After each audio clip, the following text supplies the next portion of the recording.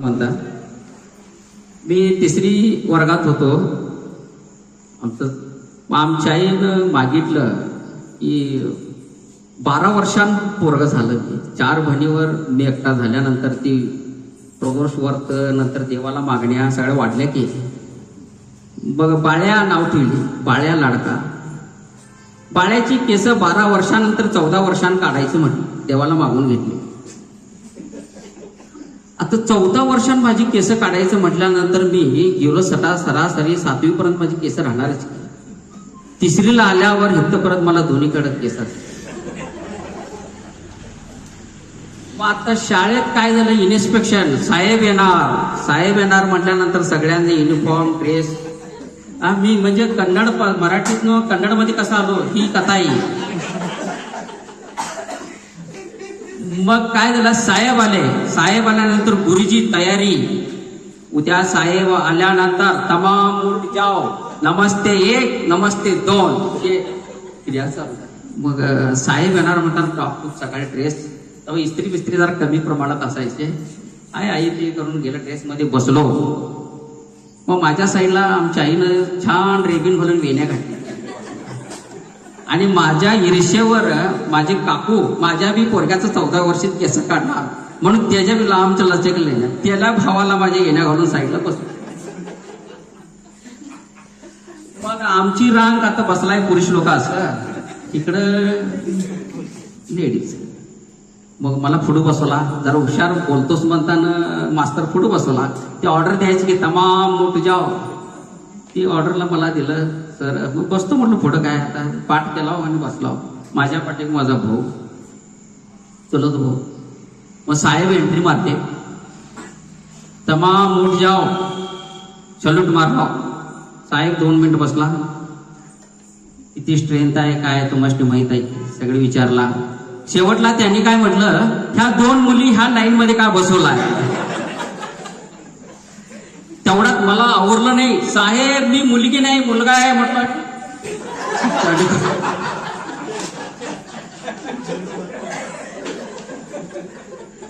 त्या काय मला तो मी काढल्यावर तो मी काढला.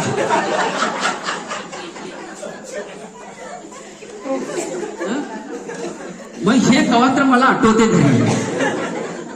आता आठवलं सांगायचं कोणाला म्हणून हसायचं जरा. त्या आईला म्हटलं काय बालपण वेगळंच होतं आमचं. ते 14 वर्षपर्यंत केस घेऊस तर का फुर झाला आमासनी. मोठ्या बहिणी रोज विसरून घालायच्या लांब लचक. नंतर इथं फोल्डिंग आली सगळे हातात घेऊन जायचं असं परिस्थिती आली. मग दुसऱ्या दिवशी सर बोलवले. लेकानो मुलगी नाही म्हणता आलास तर सांगता आलास तो रे. दोघं शेड्डी काढून दाखवत आहे. आमची शाळेची आबरू घालवली जातात. साहेबांनी बडवले. मास्तरांनी दोघं मारले. मास्तर कोण दुसरे नव्हते आमचे वडील होते. दोघांची भांडणं घरी झाले. शाळेतनं काढले मराठी. चला कन्नड शाळेत घालतो पोरग्याला माझ्या. आलं का लक्षात. अशा ह्या गोष्टी छोट्या छोट्या असतात आपल्या जीवनामध्ये. आपल्याला काय तर हसण्यासाठी हसमुख करून देत असतात. आलं का लक्षात. म्हणून जीवनामध्ये हसा. जीवन फार अमूल्य आहे. आपला कर्मयोग संपलेला आहे. तुम्ही धर्मयोग मधून आता सिद्धयोग मध्ये आहे सगळेजण. नंतर त्याग योग मध्ये जायला शेवटला समाधीमध्ये गेल्यानंतर इथे एक पाईप ठेवलेलं असते डॉक्टर. इथे एक पाईप टाकलेला असते आणि ते म्हणते माझं सगळं राहिलं सपन. आता काय करायचं डॉक्टर साहेब सगळं राहिले स्वप्न आम्ही काय करावं सुशिना झालंय. ह्यातून जगतो की नाही बघा जरा जगवा. काय करतोय डॉक्टर त्याला पाईप टाकून अगोदरच ठेवते. त्याला व्हेंटिलेटरवर कवा टाकू असं टुकीत असते त्याला. आलं का लक्षात. आजचे काल मार्केटिंग फार वेगळे आहे. आलं का लक्षात. तुम्ही सहज डॉक्टरकडे जाऊ नका. गोमा सर आम्ही हा योग्य आहे इथंच राहा आणि 75 नंतर मिरजाला अजिबात जाऊ नका. आलं का लक्षात. येताना परत न बोलताच येतं तुम्ही. म्हणून कसं असते हे जीवन फार फार अमूल्य आहे. ह्यासाठी जगण्यासाठी तुमचा मी एक गोष्ट सांगतो म्हणजे कर्मयोग हे जो आहे 35 वर्षापर्यंत असतो. किती वर्षापर्यंत असतो 35. त्याच्यामध्ये तुमचं बाल्यपण होते. त्याच्यामध्ये तुमचं शिक्षण होते. त्याच्यामध्ये तुमचं मॅरेज होते, त्याच्यामध्ये तुम्हाला मुलं होतात.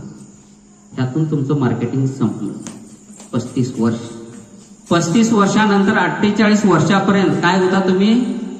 धर्मांतर होता. धर्मांतर म्हणजे जबाबदारी घ्यायला सुरू करता.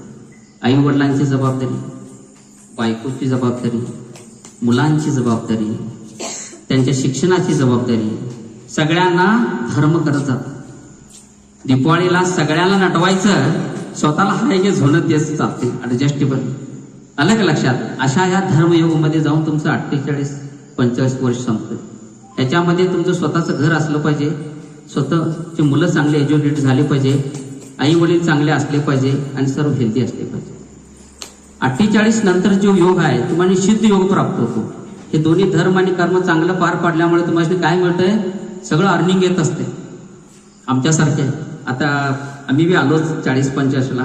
ते कर्म बी संपलं, धर्म संपलं, म्हणून आम्ही मल्टी स्पेशालिटी हॉस्पिटल केलं. आता इथं आलं तर मी तिकडे धंदा चालवा असं डोक्यात. आलं का लक्षात? आपण कसं केलो? सिद्ध योग प्राप्त. म्हणजे कसं असतं, आपण आता भूमाशय इथं बसले, तिकडे आयपीडी चालू आहे.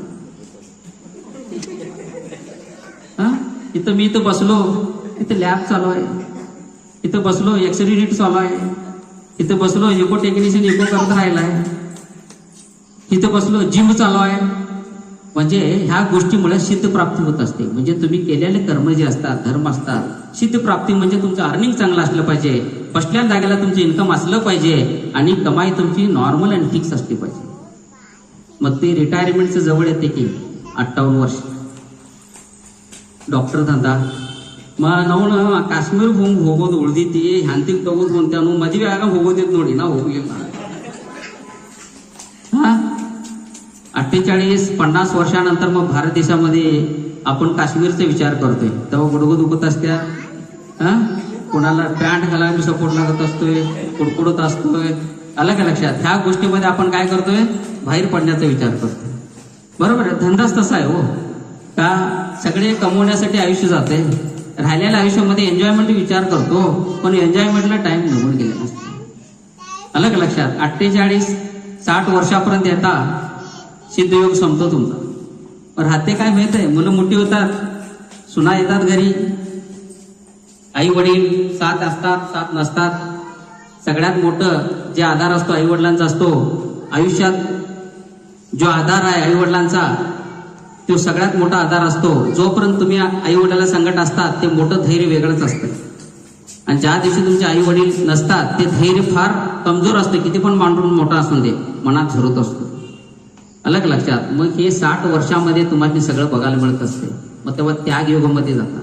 त्याग योगामध्ये काय करायचं असते माहित आहे? हे सगळं ब्रह्मांडमध्ये फिरून फिरून गुत्त्याडून कमवलेलं असते बघा. तो का 50 तोडे ಬಂಗಾರ ಮಾಡ್ತಾನೆ ತಗೋ ನೀನು ಹೋಗ್ಲಿ ನಿನಗೆ ಇಷ್ಟು ತಗೋ ಇಷ್ಟು ತಗೋ म्हणून यो 60, 65, 70 वर्षापर्यंत समाधी योगमध्ये होते. समाधी योगमध्ये संपल्यानंतर जेवढं पाहिजे तेवढं खर्चाला ठेवणे आणि बाकी सगळं देऊन जाणे. लाईफस्टाईल ह्यालाच म्हणतात. जीवनामध्ये जर लाईफस्टाईल चेंज करायचं असेल तर तुम्ही स्वतः बदलायला शिका. काय करायला शिका? स्वतः बदलायला शिका. तुम्ही 10 डॉक्टर बदलून कुठलेच रोग जात नाहीत. 10 डॉक्टरांच्या फायली बदलून कुठलेच रोग जात नाहीत. ज्या दिवशी तुम्ही स्वतः बदलायचा विचार करता तेव्हा तुमचं बीपी कंट्रोलमध्ये येते, शुगर कंट्रोलमध्ये येते, थायरॉइडचे प्रॉब्लेम असतील तर कंट्रोल होते. अलग लक्षात? पित्ताचे विकार असतील तर कंट्रोल होते. झोप येत नसेल तर झोप यायला पण चालू होते. हे कधी होते? जेव्हा तुम्ही स्वतः बदलायला शिकता. स्वतः बदलायचं म्हणजे माने डॉक्टर काय करायचं? नटापटा करून येऊ का ड्रेस चेंज करून येऊ असं म्हणणार पैकी आहेत थोडे लोक. अलग लक्षात? आम्ही मॅडमने एकदम आयुर्वेदिक पुड्या बांधून दिल्या. तू विचारला नाही पुडी कसं खायचे. तो सकाळी आला, पुडी सकटच खाल्लोय सर 10 पुड्या, कागद बी गेले पोटात, काय करू? मग सकाळी म्हटलं काय करू नकोस, बस्ती ट्रीटमेंट घे आणि कमी होते. 5 दिवस बस्ती केला त्याला मेंटल सॅटिस्फॅक्शन झालं. आलं का लक्षात? असे पण असतात. म्हणून कसं असते मी सांगण्याचा व्यत्यय म्हणजे आपल्याला लाईफस्टाईल बदलायसाठी काय केलं पाहिजे? सकाळी 5ला उठणारे लोक किती आहेत तिथे? 5 लाख उठणारे लोक किती आहेत? उमेश तर तुम्ही उठताय 4:30ला उठताय तुम्ही. काय 5ला उठल्यानंतर 5.5% फ्रेशअप व्हा. 5:30 ते 6:30 पर्यंत स्वतःसाठी टाइम द्या. स्वतःसाठी टाइम देणे म्हणजे काय, एक्सरसाइज घ्या, तुमचं रुटीन एक व्यायाम घ्या, तुम्हाला जे काय तुम्हाला सूट होतील ते व्यायाम करा. 6:30 ते 7 पर्यंत तुम्ही काय केलं पाहिजे, आंघोळ करून देवाची पूजा केली पाहिजे. रोज घंटी वाजवून उदकाडी ओवाळणारे लोक किती आहेत तिथे. ह्या लोकांना जर कधी पण तुम्ही बघा, त्यांच्या मनातलं हास्य कधी जात नसतं.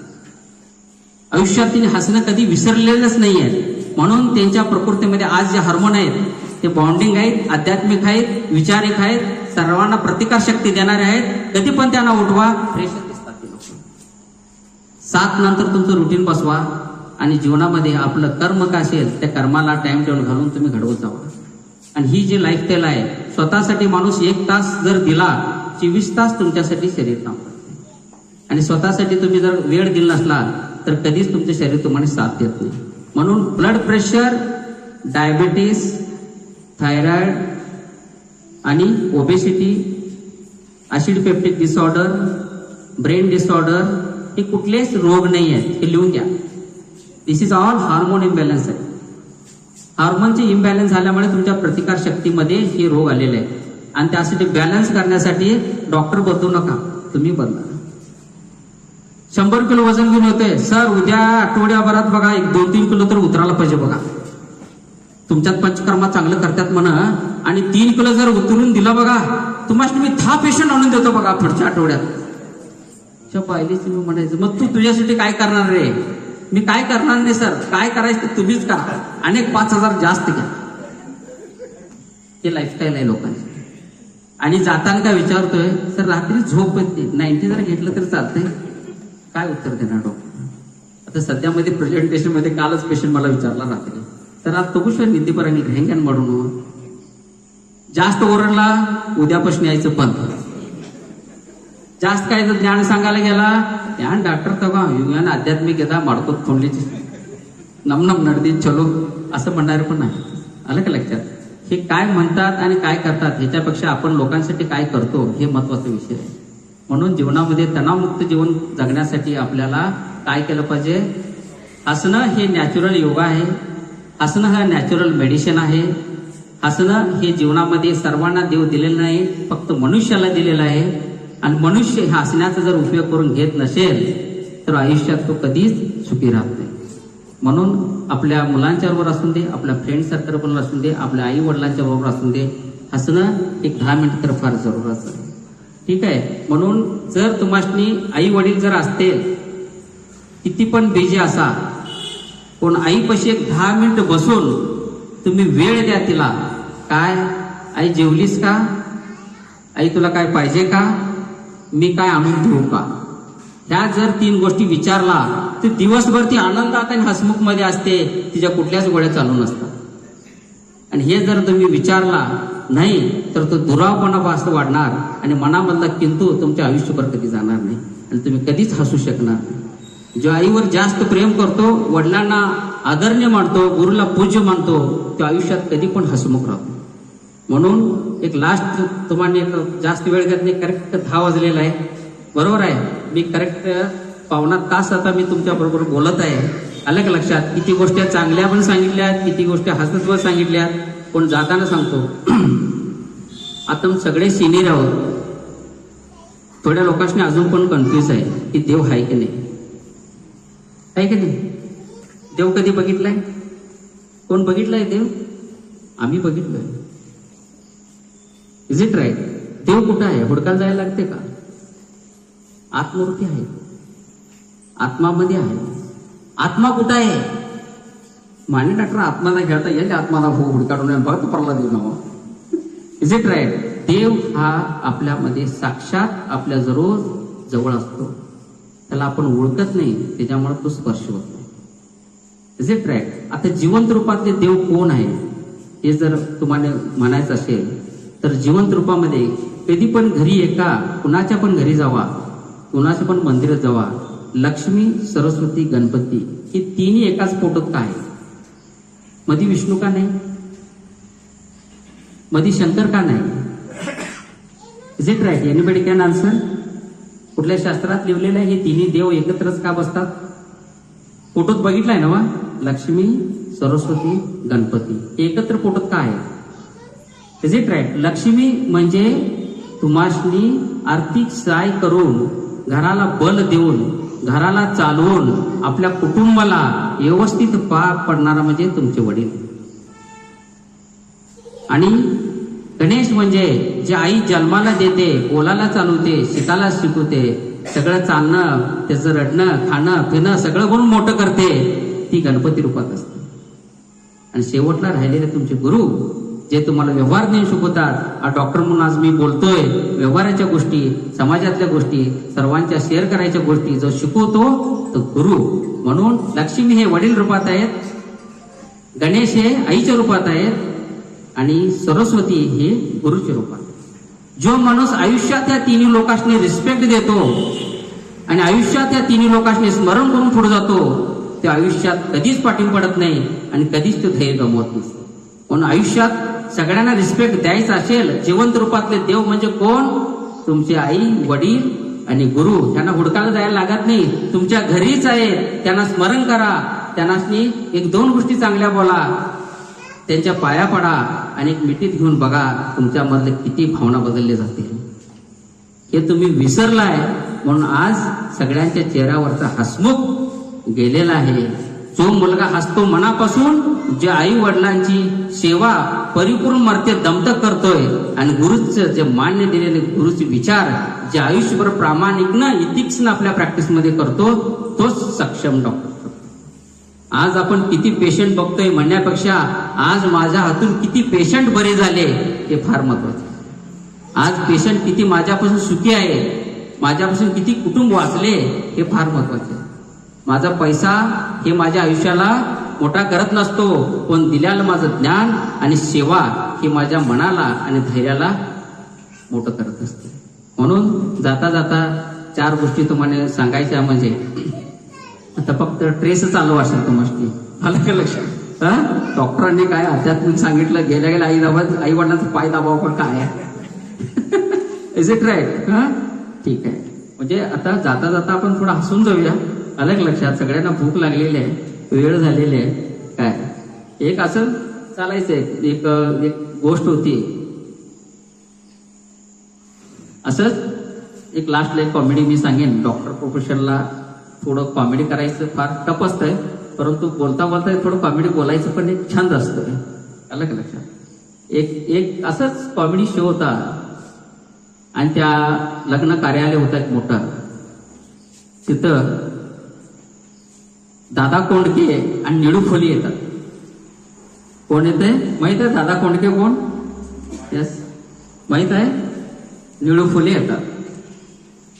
दादा कोंडके आणि निळू फुले दोघ जण एकत्र येतात. एक सुंदर बाई तिथं थांबलेला असते. दादा कोंडके म्हणतोय, ही माझी ओळखीची आहे. हा, तुझ्या ओळखीची आहे?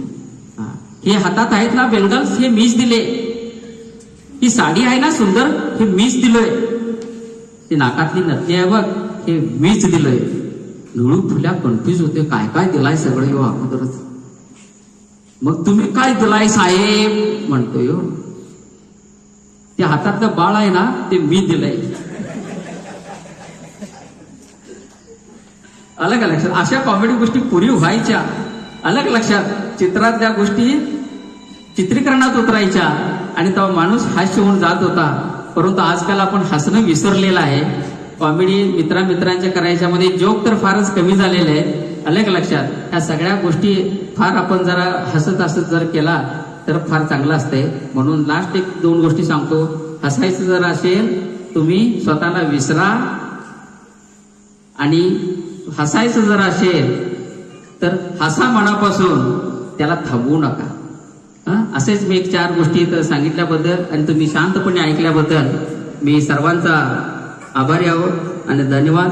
आणि सरांचे आपले लायन्स क्लब उभारतर्फे मला इथं बोलवल्याबद्दल आणि डॉक्टर भोमास सर, सरडे सर, मिंचे सर कुठे दिसत नाहीत काय, मिंचे सर, सर्वांना मी आणि सर्व लायन्स क्लब मेंबरचे आणि सर्व लेडीज डॉक्टर आणि माझी आई सिनियर यांना मी सर्व मनापासून आभार मानतो. धन्यवाद. थँक्यू.